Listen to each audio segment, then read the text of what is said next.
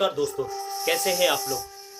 दोस्तों उम्मीद करता हूं कि आप लोग सब ठीक है इस विकराल परिस्थिति में भी। दोस्तों आज मैं आपसे ये नहीं कहूंगा कि मेरे चैनल को सब्सक्राइब कीजिए, बस इतनी सी रिक्वेस्ट करूंगा कि ये वीडियो को पूरा देखने के बाद आप लोग इस वीडियो को ज़्यादा से ज़्यादा लोगों तक शेयर कीजिए, ताकि मेरी बातें जो इस वीडियो में कही गई हैं वो मज़दूरों की बातें सरकार के कानों तक पहुंच सके कि वो किस दौर से गुजर रहे हैं। मेरा तो सपना है कि हवाई जहाज में कौन लोग बैठने चाहिए। ये जो एक बना हुआ है ना, बड़े बाबू, बड़े बड़े लोग, धनी लोग, ये दुनिया उन्हीं के लिए है।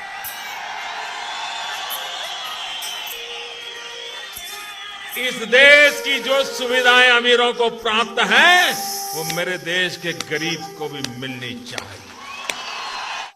दोस्तों आज के वीडियो में हम सिर्फ मजदूरों की बातें करेंगे, मजलूमों की बातें करेंगे, लेबर्स की बातें करेंगे जो अपने गांव को छोड़कर शहरों में आते हैं कमाने के लिए। अगर मैं ये कहूं कि वो कमाने के लिए नहीं आते हैं, बल्कि वो हमारे शहरों को, हमारे प्रदेशों को बनाने के लिए आते हैं, डेवलपमेंट में भागीदारी निभाने के लिए आते हैं, देश को तरक्की पर ले जाने के लिए आते हैं, तो कुछ गलत नहीं होगा दोस्तों।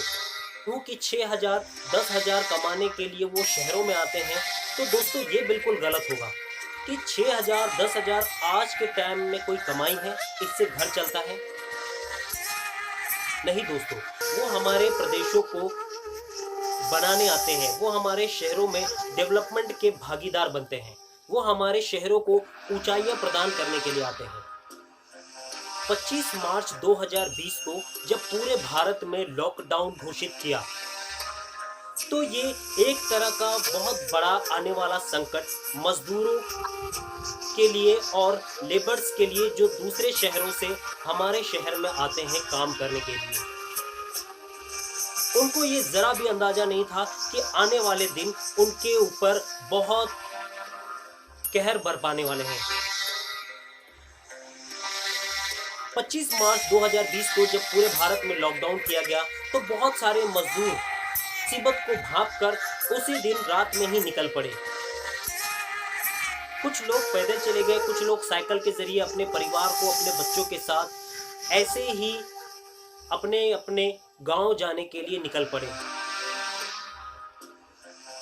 उसके बाद बाकी लोग जो कुछ बचे थे, वो एक उम्मीद लगाए हुए थे, एक आस लगाए हुए बैठे थे कि 18 अप्रैल को लॉकडाउन फिर से 3 मई तक बढ़ा दिया गया। जो बचे कुचे मजदूर थे, जिनको एक थोड़ा सा आसरा भी था, वो उनका भी सब्र का बांध टूटने लगा। दोस्तों वो ऐसी ऐसी परिस्थिति से गुजर रहे थे जिनको देखना, जिनको महसूस करना बहुत सारे लोगों के लिए बहुत ही पीड़ादायक, बहुत ही दुखदायक था। ऐसे में उन्होंने एक उम्मीद बांधी थी कि हमारी सरकार जो अच्छे दिन की वादे करते थे, जिन्होंने अच्छे दिन का सपना दिखाया था, कम से कम उनके घरों तक जाने के लिए भी उनकी कुछ मदद कर दें। सरकार से मजदूर गुहार लगाते रहे कि ट्रेनें चालू करें, यातायात चालू करें, जिससे वो अपने गांव में जा सकें। दोस्तों हमारी सरकार का भी यहाँ पे बहुत बड़ा फेल्यूर है कि वो उनको भरोसा नहीं दिला पाए।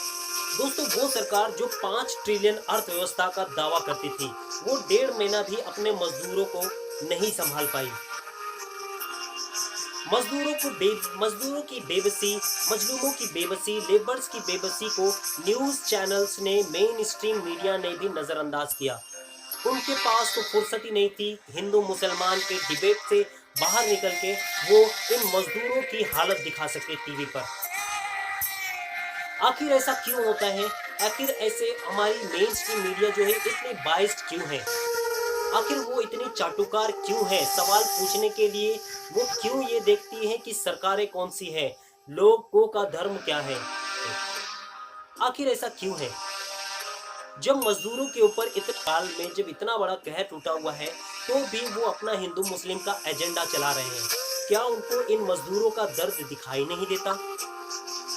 क्या हमारी सरकार को इन मजदूरों का दर्द दिखाई नहीं देता? वो मजदूर जो ट्रेन की आस लगाए पैदल ही अपने घरों पर निकल गए, वो ही उनमें से ही कुछ मजदूर ट्रेन के नीचे आकर उनकी मौत हो गई। के औरंगाबाद से आई आपको बता दें, महाराष्ट्र के औरंगाबाद की तस्वीरें दिल दहलाने वाली हैं। महाराष्ट्र का औरंगाबाद कोरोना संकट के बीच आज सुबह ये दर्दनाक खबर सामने आई। औरंगाबाद में ट्रेन की चपेट में आने से 16 मजदूरों की मौत हो गई।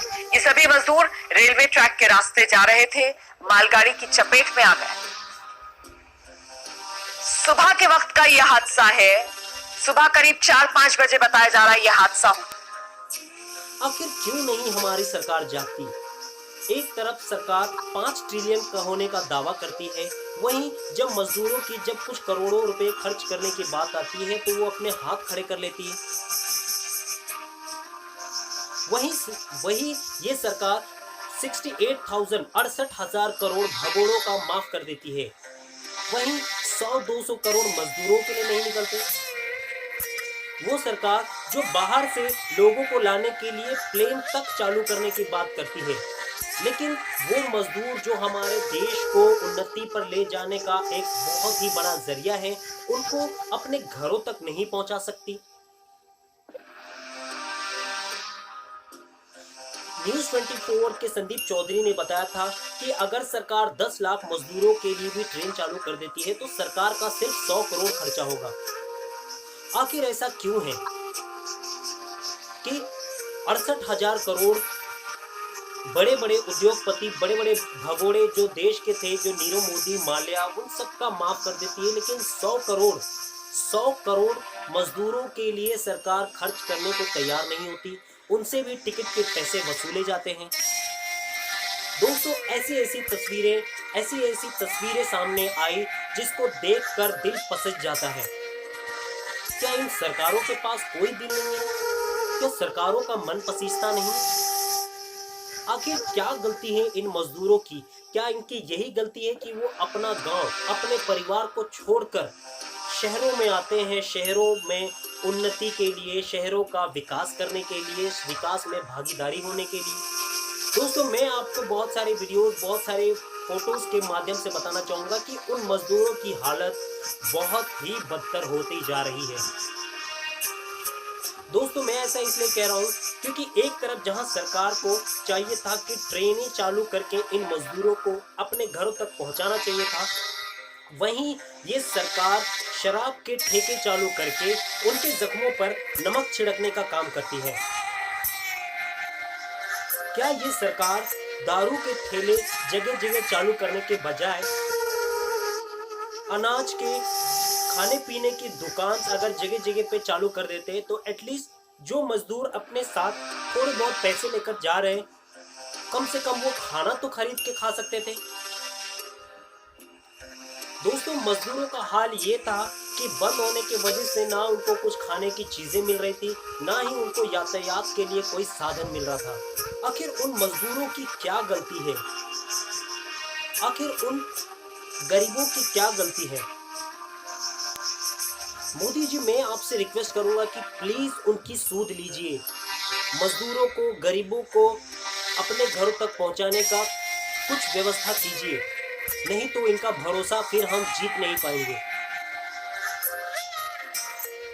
हम इन्हें वापस नहीं लेकर आ पाएंगे।